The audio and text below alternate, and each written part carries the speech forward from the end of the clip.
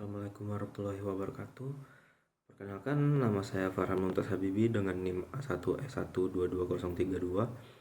Di sini saya akan membuat video tentang penjelasan materi dari pertemuan kedua hingga pertemuan ketujuh di mata kuliah lingkungan keluarga dan pendidikan anak dengan dosen pengampu Bapak Muhammad Hamdi, SPD MPD.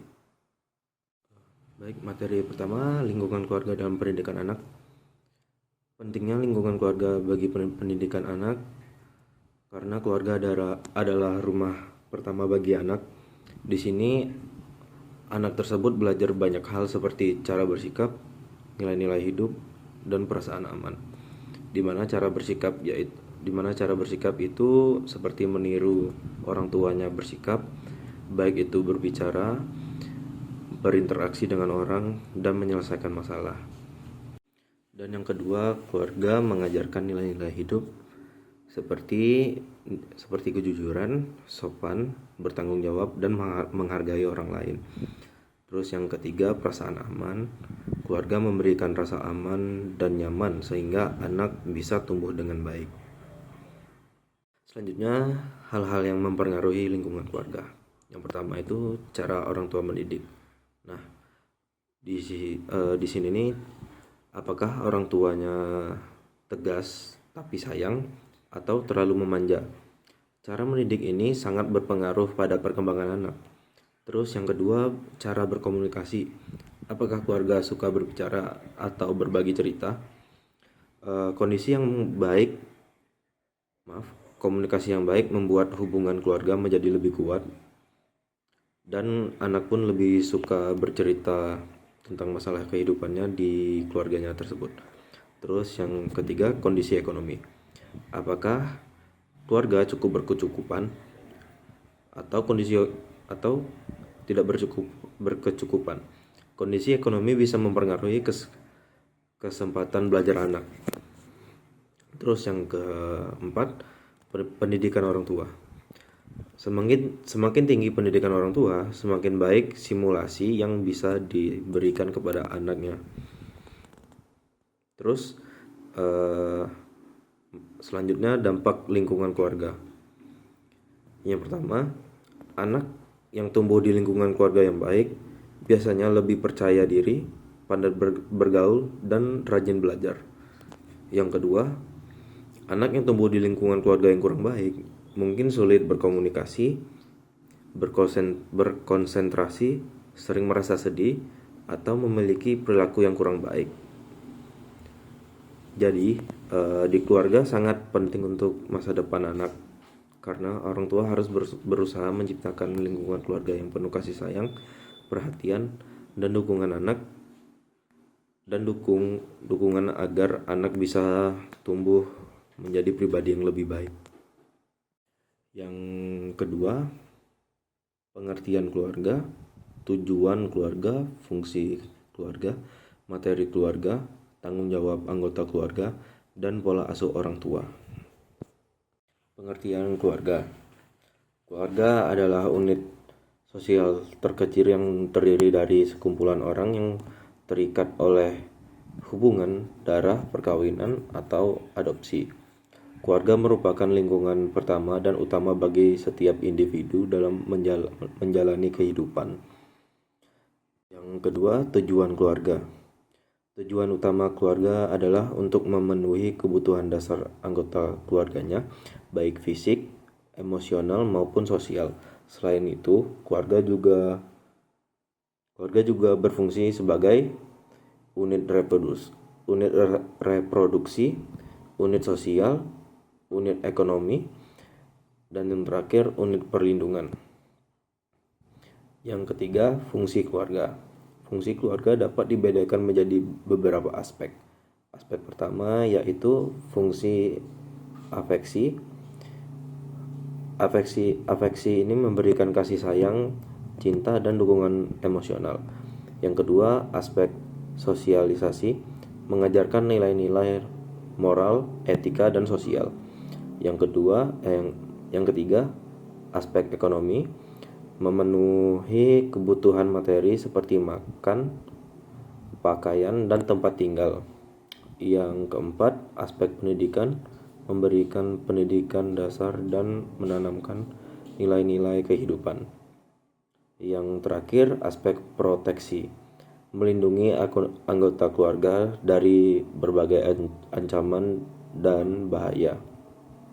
Seterusnya, materi keluarga. Keluarga mencakup Selanjutnya, materi keluarga. Keluarga mencakup beberapa hal, antara lain yang pertama, hubungan antar anggota berkeluarga. Yang kedua, peran dan tanggung jawab masing-masing anggota keluarga. Yang ketiga, nilai-nilai keluarga.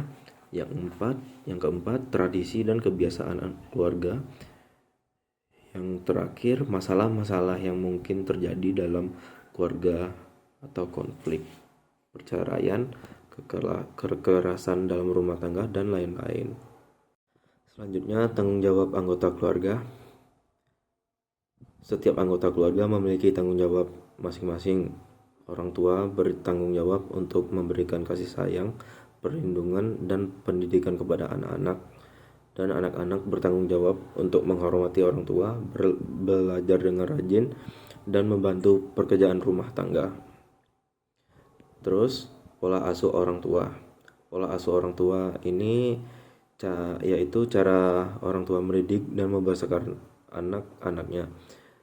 Ada beberapa pola asuh yang umum, antara lain otoritatif, otoriter, permisif, dan abai. Yang pertama itu pola asuh otoritatif. Otoritatif ini di mana orang tua menetapkan batasan yang jelas namun tetap memberikan kehangatan dan kasih sayang.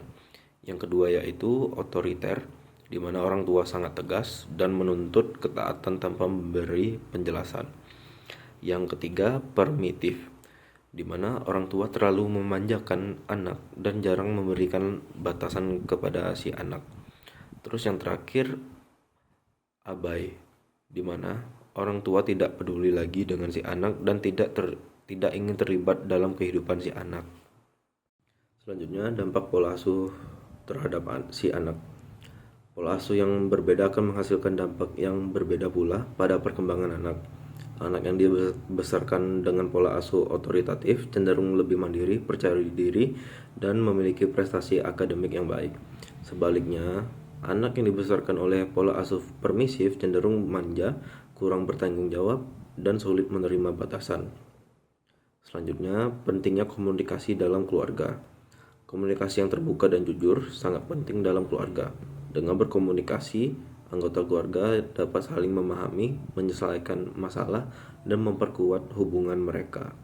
Terus materi ketiga yaitu jenis dan karakteristik keluarga dan anggota keluarga dalam lingkup keluarga kecil dan keluarga besar. Yang pertama yaitu jenis-jenis keluarga dan karakteristiknya. Jenis-jenis keluarga terbagi dalam 5. Yang pertama, keluarga inti, keluarga luas, keluarga tunggal, keluarga campuran, dan keluarga komunal. Keluarga inti ini terdiri dari ayah, ibu, dan anak kandung atau adopsi. Ini adalah unit keluarga paling sederhana dan umum di lingkungan masyarakat modern. Terus yang kedua, keluarga luas. Keluarga luas ini meliputi keluarga inti ditambah kerabat dekat seperti kakek nenek, paman, bibi, dan sepupu. Sering ditemukan di masyarakat tradisional. Terus yang ketiga yaitu keluarga tunggal. Keluarga tunggal ini keluarga yang dipimpin oleh orang tua, biasanya karena perceraian atau kematian pasangan dan juga tidak pernah menikah.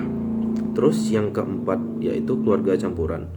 Keluarga campuran ini terbentuk dari perkawinan ulang di mana masing-masing pasangan membawa anak dari pernikahan sebelumnya.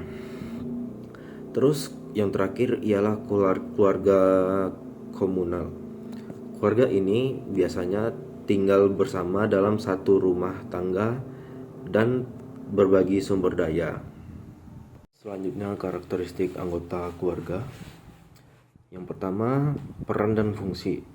Setiap anggota keluarga memiliki peran dan fungsi yang berbeda, dipengaruhi oleh usia, jenis kelamin, dan status sosial. Yang kedua, interaksi. Cara anggota keluarga berinteraksi satu sama lain sangat mempengaruhi dinamika keluarga. Yang ketiga, hubungan emosional, yaitu kualitas hubungan emosional antar keluarga anggota keluarga sangat penting untuk kesejahteraan keluarga. Terus yang keempat, nilai dan keyakinan. Di sini nilai dan keyakinan keluarga akan membentuk perilaku dan sikap anggota keluarga. Terus yang kedua, variasi sistem perkawinan. Di variasi sistem perkawinan ini terdapat monogami, poligami seri, dan endogami. Yang pertama yaitu yang kedua, variasi sistem perkawinan. Nah, di sini nih ada 4 variasi sistem perkawinan. Yang pertama, monogami, yang kedua, poligami, yang ketiga, poligami seri, dan yang terakhir, endogami. Monogami ialah hanya satu orang yang menikah dengan satu orang pasangan dalam satu waktu. Terus poligami itu satu orang menikah dengan lebih dari satu pasangan dalam satu waktu. Nah, di poligami ini terbagi menjadi 2, yaitu poligami dan poliandri. Poligami itu satu suami dengan beberapa istri, dan poliandri itu satu istri dengan beberapa suami. Terus yang ketiga, terdapat poligami seri.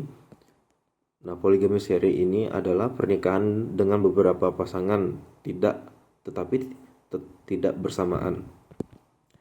Yang terakhir yaitu endogami. Perkawinan ini yaitu adalah perkawinan yang di dalam kelompok sosial tertentu seperti suku, kasta, atau agama. Terus yang terakhir ada eksogami, yaitu perkawinan di luar kelompok sosial tertentu. Terus materi yang ketiga ialah anak dalam keluarga monogami dan poligami.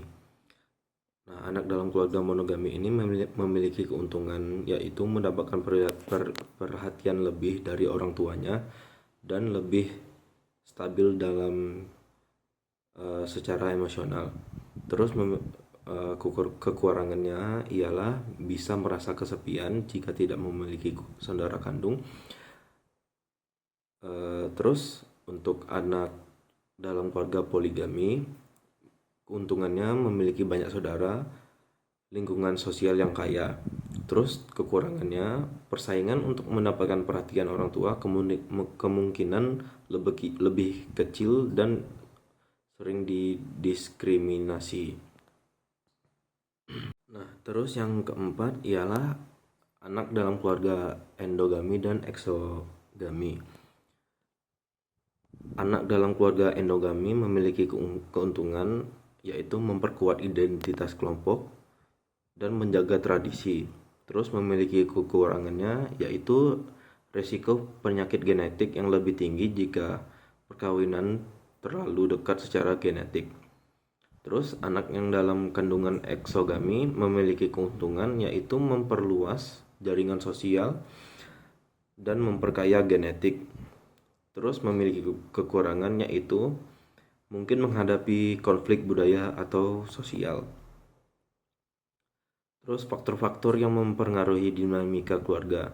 Yang pertama itu sosial ekonomi, yang kedua budaya, yang ketiga politik, dan yang terakhir religi.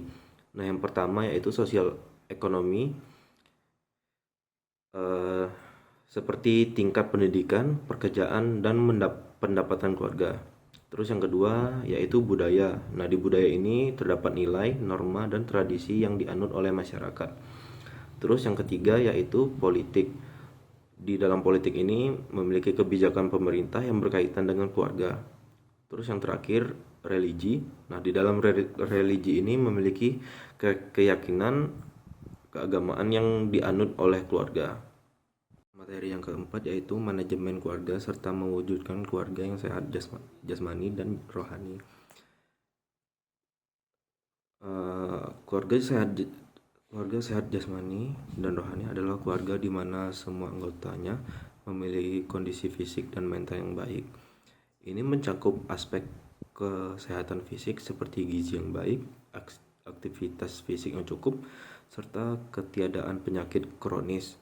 Selain itu, kesehatan rohani meliputi kesejahteraan emosional, sosial, dan spiritual seperti rasa bahagia, kepuasan hidup, dan hubungan yang harmonis antar anggota keluarga. Nah, selanjutnya itu konsep pembinaan keluarga sehat dan bahagia. Keluarga sehat dan bahagia adalah keluarga yang mampu memenuhi kebutuhan fisik, emosional, dan sosial seluruh anggotanya. Keluarga ini ditandai dengan hubungan yang harmonis, komunikasi yang efektif, dan lingkungan yang mendukung pertumbuhan dan perkembangan setiap individu. Terus yang ketiga yaitu planning, organizing, directing atau leading, controlling, coordinating dalam keluarga.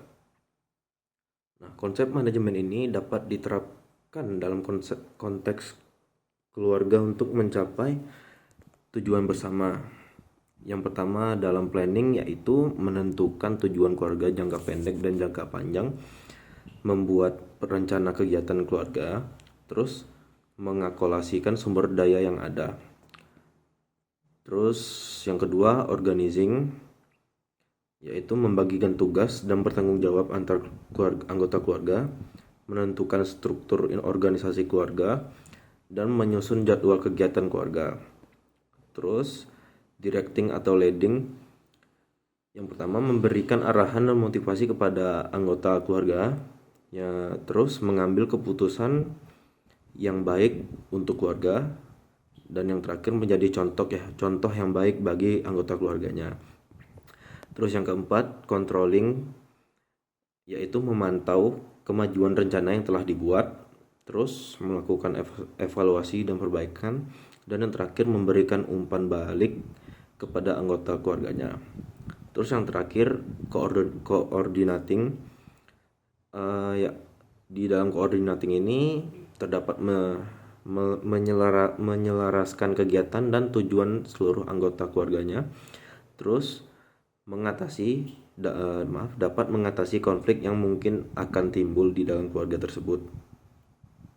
Terus yang kelima, materi yang kelima, kewajiban dan hak anggota keluarga, komunikasi dalam keluarga dan konflik dalam keluarga, penyebab, dampak, dan solusi. Yang pertama yaitu kewajiban dan hak anggota keluarganya. Setiap anggota keluarga itu memiliki peran dan tanggung jawab yang berbeda-beda. Terus berikut ini contoh kewajiban dan hak anggota keluarganya. Yang pertama itu orang tua. Orang tua memiliki kewajiban memberi kasih sayang, perlindungan, pendidikan, dan nafkah. Menciptakan lingkungan yang aman dan nyaman bagi anak-anak, menjadi contoh yang baik. Terus orang tua memiliki hak orang tua yaitu dihormati oleh anak-anak, mendapatkan dukungan dari pasangan, dan memiliki waktu untuk diri sendiri. Terus yang kedua, anak memiliki kewajiban yaitu menghormati orang tua, belajar dengan rajin, membantu pekerjaan rumah tangga, dan menjaga nama baik keluarga. Terus anak memiliki haknya sendiri yaitu mendapatkan pendidikan, kasih sayang, perlindungan, dan kesempatan untuk mengembangkan diri. Terus yang ketiga, suami memiliki kewajiban yaitu menafkahi keluarga, melindungi keluarga, dan menjadi pemimpin keluarga. Terus suami memiliki hak yaitu dihormati oleh istri, mendapatkan dukungan dari istri, dan memiliki waktu untuk bersantai. Terus yang terakhir si istri ini memiliki kewajiban yaitu mengurus rumah tangga, mendidik anak, dan menjadi pendamping suami. Dan si istri ini juga memiliki hak yaitu dihormati oleh suami, mendapatkan kasih sayang dari suami, dan memiliki kesempatan untuk mengembangkan diri. Terus yang kedua, Komunikasi dalam keluarga. Komunikasi yang efektif dalam keluarga adalah kunci utama dalam membangun keluarga untuk harmonis. Komunikasi yang baik ini meliputi mendengarkan dengan aktif, menyampaikan pesan yang jelas, menghindari kata-kata yang menyakitkan, menghargai perbedaan pendapat, dan yang terakhir memecahkan masalah bersama. Terus yang ketiga, problematika dan konflik dalam keluarga. Konflik dalam keluarga adalah hal yang wajar. Beberapa yang sering terjadi dalam keluarga yaitu perbedaan pendapat, terus kurangnya komunikasi, yang ketiga perubahan dalam keluarga, terus yang keempat masalah ekonomi, yang kelima perbedaan generasi. Terus yang keempat faktor penyebab konflik dalam keluarga. Nah, biasanya faktor ini meliputi dari kurangnya komunikasi, stres, perubahan peran, dan ekspektasi yang tidak realistis. Terus yang kelima, dampak konflik dalam keluarga. Konflik yang tidak segera diselesaikan dalam keluarga berdampak negatif pada seluruh anggota keluarga, seperti kerenggangan hubungan, stres dan kecemasan, masalah kesehatan, dan masalah perilaku. Terus yang keenam, solusi menyelesaikan konflik dalam keluarga. Nah, terdapat beberapa solusi untuk menyelesaikan konflik dalam keluarga. Yang pertama yaitu komunikasi yang terbuka, yang kedua mendengarkan dengan empati, yang ketiga mencari solusi bersama, yang keempat memaafkan dan memaafkan. Terus yang terakhir mencari bantuan profesional.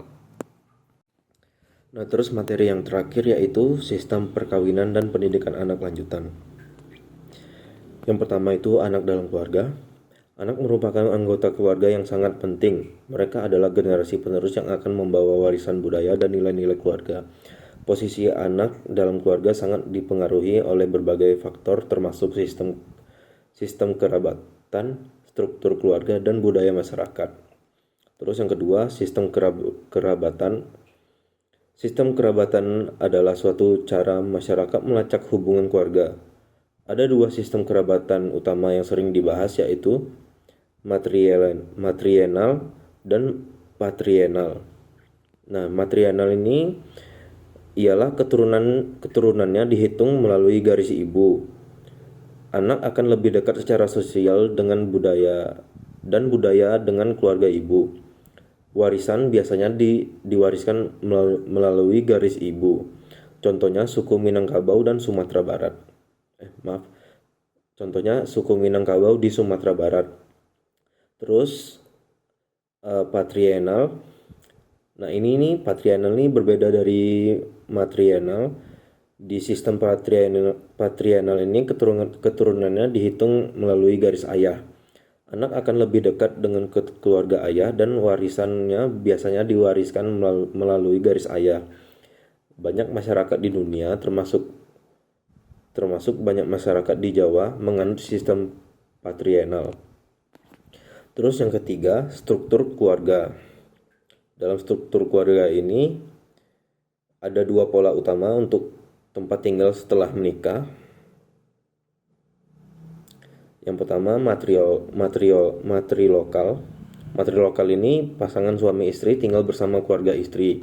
Anak-anak akan tumbuh dalam lingkungan yang lebih dekat dengan keluarga itu. Terus patrilokal, pasangan suami istri ini tinggal bersama keluarga suami. Anak-anak yang akan tumbuh dalam lingkungan yang lebih dekat dengan keluarga ayah. Terus materi yang keempat, anak dalam keluarga besar dan keluarga inti. Nah, keluarga besar ini terdiri dari beberapa generasi yang tinggal bersama atau memiliki hubungan yang sangat dekat. Kelebihan dari keluarga besar yaitu anak mendapatkan banyak kasih sayang dari berbagai anggota keluarga, lingkungan sosial yang kaya, dan pemahaman yang lebih luas tentang sejarah keluarganya. Terus memiliki kekurangan yaitu persaingan untuk mendapatkan perhatian, kemungkinan akan terjadi konflik antar generasi. Terus untuk keluarga inti, Keluarga inti ini terdiri dari ayah, ibu, dan anak-anak.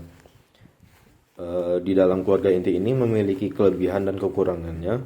Kelebihannya yaitu perhatian lebih terfokus kepada anak, hubungan yang lebih intim antara orang tua dan anak. Terus kekurangannya memiliki interaksi dengan kerabat jauh itu terlalu susah, dan maksudnya itu terlalu kurang dekat dengan kerabat jauh, dan beban pengasuhan yang lebih besar bagi orang tua. Berbeda dengan keluarga besar, biasanya kan kalau orang tuanya lagi kerja kan anaknya juga dititipin ke neneknya, kakeknya. Terus selanjutnya faktor-faktor yang mempengaruhi perkembangan anak dalam keluarga. Yang pertama, kasih sayang. Yang kedua, pendidikan. Pendidikan. Yang ketiga, disiplin. Yang keempat, contoh yang baik. Yang kelima, lingkungan sosial. Terus, implikasi bagi perkembangan anak. Nah, implikasi ini terdiri dari identitas, nilai-nilai, peran gender, dan kesehatan mental. Sekian yang dapat saya sampaikan. Saya ucapkan mohon maaf bila ada perkataan yang salah. Saya akhiri. Wassalamualaikum warahmatullahi wabarakatuh.